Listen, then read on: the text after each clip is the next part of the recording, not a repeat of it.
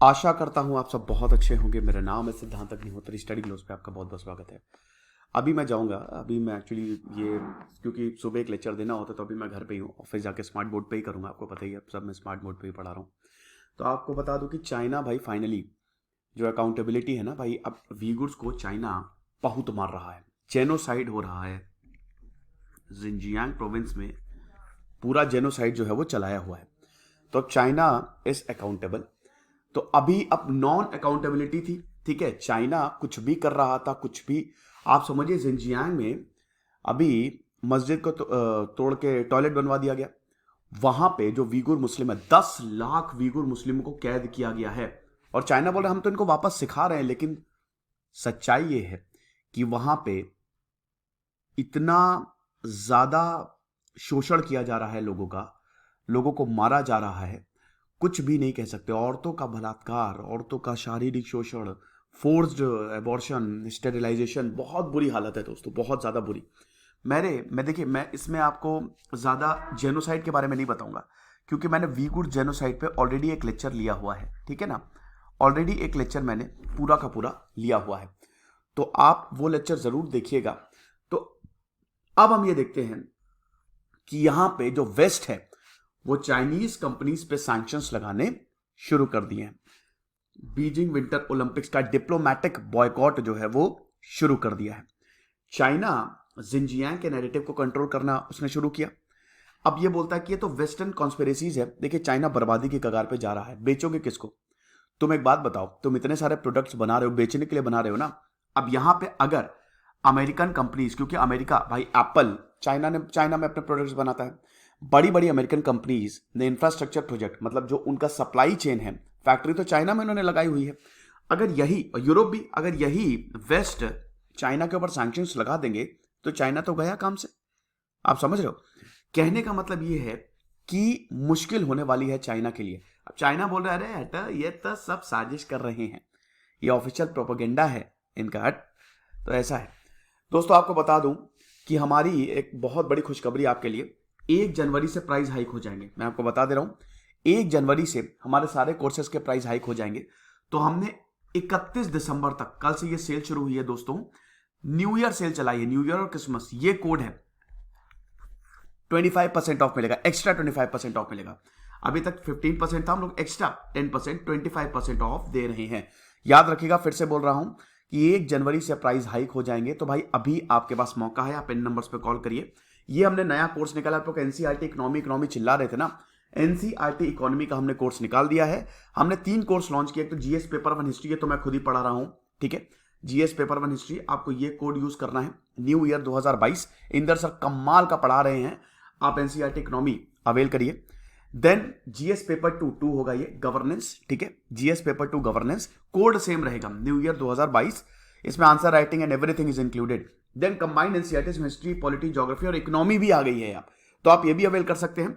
ये introductory offer है। अब आप देखिए कि 1 जनवरी से हमारे प्राइस हाइक होंगे, लेकिन अभी हमने अपने प्राइस बहुत कम कर दिए हैं। तो भाई सेल है, जितना हो सके लूट लो। ये नंबर पे आप कॉल करिए, नहीं तो व्हाट्सएप कर सकते हैं। आप जरूर एक बार ऐप डाउनलोड करके तो देखो, उसके बाद आपको पता चल जाएगा।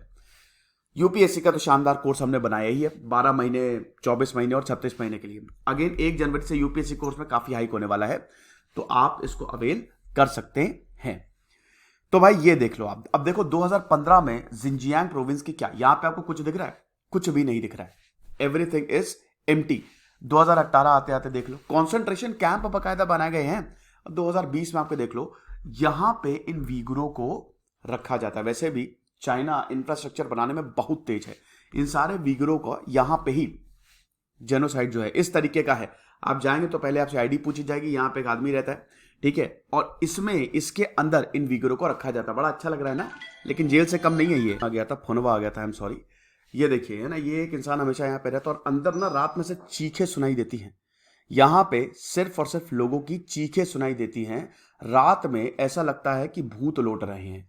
बहुत खतरनाक हालत है ना। इस तरीके का कंसंट्रेशन, बार्ब्ड वायर है ना, ये सब पता है। चाइना बोलता है अरे हम कुछ नहीं कर रहे हैं भाई, ये इसके अंदर कुछ नहीं होता है, हम बस उनको सिखा रहे हैं, लेकिन एक्चुअली में जेनोसाइड चलाया जा रहा है भाई।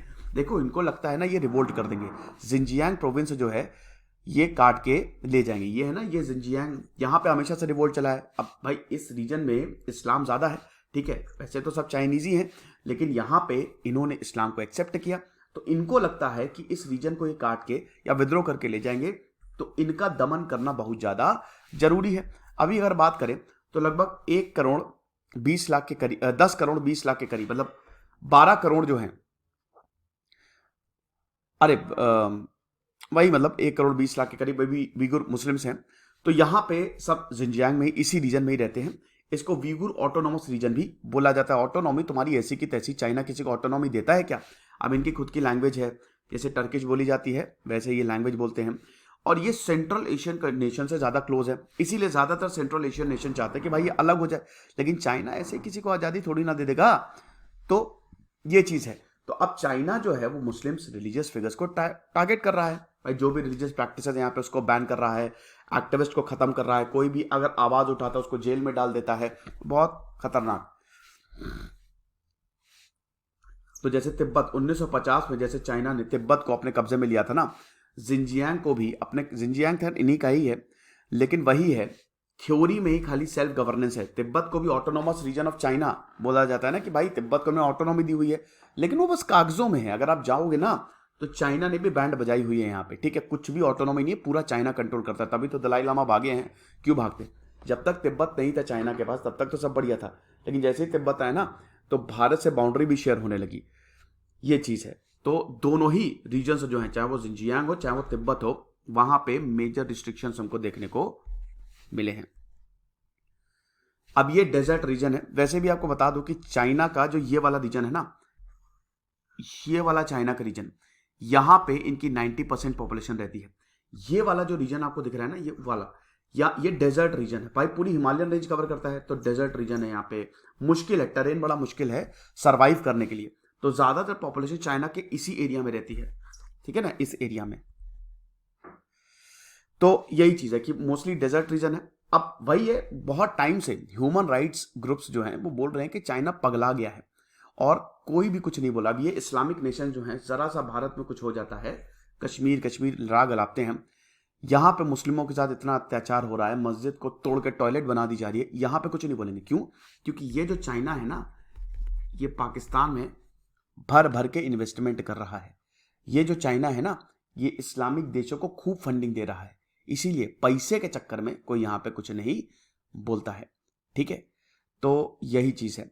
अब ये देखिए, जो वेस्टर्न ब्रांड्स है ना, उन्होंने जिंजियांग कॉटन को अपनी सप्लाई चेन से हटा दिया। मतलब वेस्ट जो है, यूरोप, अमेरिका, इस समय बहुत ज्यादा सीरियस है कि अगर चाइना ने इस पे कार्रवाई नहीं की तो हम उन पे सैंक्शंस लगा देंगे। आपको बता दो कि इसमें रिसोर्सेज भी, इस रीजन में डेजर्ट रीजन है, तो ऑयल, तेल, नेचुरल गैस का तो भंडार यहाँ पे मिलेगा ही मिलेगा, ठीक है।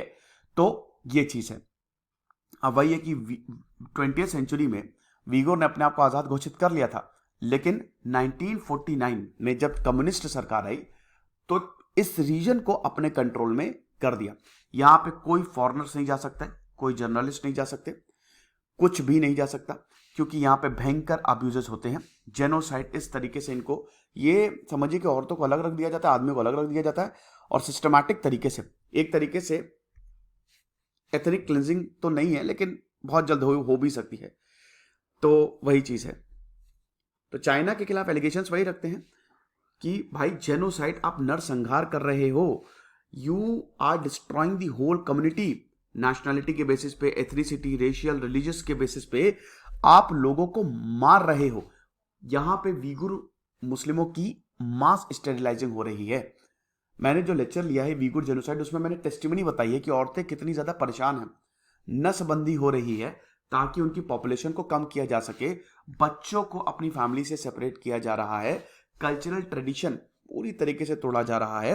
यूएन ह्यूमन राइट्स कमेटी 2018 ने बोला था कि हमारे पास पुख्ता सबूत हैं कि चाइना 10 लाख से ज्यादा लोगों को सेंटर्स पे रखे हुए, एक्सट्रीमिज्म सेंटर्स जो बोलता है, और वहां पे ये सारी चीजें कर रहा है। अब ऑस्ट्रेलियन स्ट्रैटेजिक पॉलिसी इंस्टीट्यूट ने भी 2020 में, ये इनके पास एविडेंस था कि इनके पास 380 री एजुकेशन कैंप है, समझिए, और ये बढ़ता ही जा रहा है। चाइना बोलता है कि हम तो री एजुकेट कर रहे हैं, हम तो दोबारा एजुकेट कर रहे हैं। भाई हमारी कोई ऐसी मंशा है ही नहीं। तो डिटेंशन सेंटर में जबरन डाल रहे हैं। डीएनए टेस्ट के लिए मानवीय अंग इन्हीं लोगों से लेना, ठीक है।